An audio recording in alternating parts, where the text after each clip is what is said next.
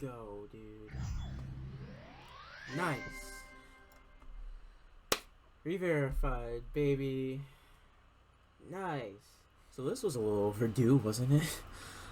The small team of moderators meant to fix all the levels botched by 2.2 hadn't got to this one obscure extreme out of the hundreds yet, nor did I really trust them to handle something as goofy as this project, so I just did it myself. Of course, the changes for this are a little more than move an orb or a portal, so the timing works. Therefore, I probably wouldn't have gotten the green light to just modify it without re-verification, so I re-verified it. The goal for this update was to maintain as much integrity as the 2.1 version as possible. Whether that means maintaining how the part looks structurally, even if it feels a bit different, or slightly modifying it to keep the gimmick. Basically salvaging each part as much as possible, not altering the difficulty or learning experience. I tested each part, making sure it was consistent on 60 Hz. The way I see it, even if this plays a little different than the 2.1 version, both are still loose screws and either are valid completions, which means no leaderboard. I'll now go part by part listing the changes and my thought process behind them. If you don't want to hear this, leave. Same as it was, nothing was changed here. This part has by far the most jarring changes to how it works, with the hitbox clipping being removed on the slabs in 2.2.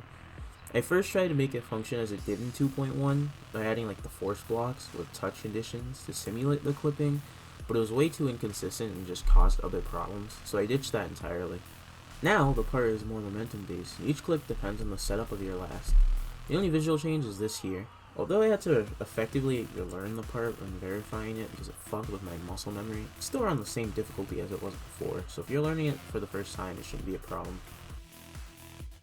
So this part itself was entirely unchanged. However, I'm going to talk about the transition, which for whatever reason used to break exclusively from 0, rendering the level impossible.